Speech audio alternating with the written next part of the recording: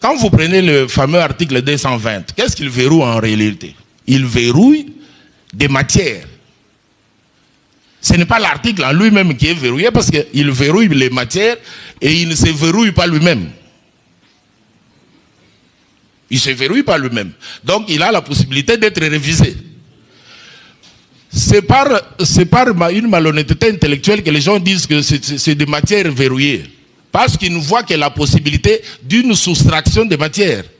Mais ils n'ont jamais pensé à une augmentation de matières. On peut élargir la liste de matières. Alors comment le ferions-nous si nous n'ouvrons pas les 220? Ça c'est la technique. Voilà, je n'aime pas beaucoup de questions de technique juridique, mais j'aime des questions de philosophie du droit constitutionnel. Parce que justement, on est au niveau de la conception de ce que nous voulons faire. Si vous sautez cette étape, vous allez directement dans la technique. Or, la technique est toujours au service de ce qu'on pense.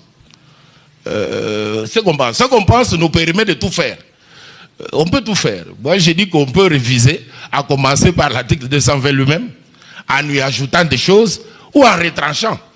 Alors, si nous ajoutons, qui va nous faire le reproche d'ajouter? Est-ce que l'article 220 lui-même dit qu'il ne peut pas le faire? Je le dis parce que nous avons une disposition semblable en droit belge. Notre 220 ne s'écarte pas lui-même de la révision. Il est dit, telle matière, la forme républicaine de l'État, ne sont pas susceptibles de révision. Mais en même temps, il ne dit pas moi l'article qui verrouille, je suis aussi verrouillé. Il ne dit pas ça.